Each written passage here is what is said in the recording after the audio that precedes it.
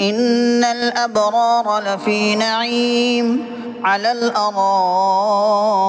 ينظرون تعرف في وجوههم نضرة النعيم يسقون من رحيق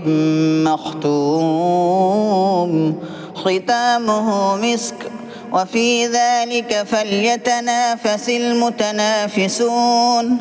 ومزاجه من تسنيم عينا يشرب بها المقربون إن الذين أجرموا كانوا من الذين آمنوا يضحكون وإذا مروا بهم يتغامزون وإذا انقلبوا إلى أهلهم انقلبوا فكهين وإذا رأوهم قالوا إن هؤلاء لضالون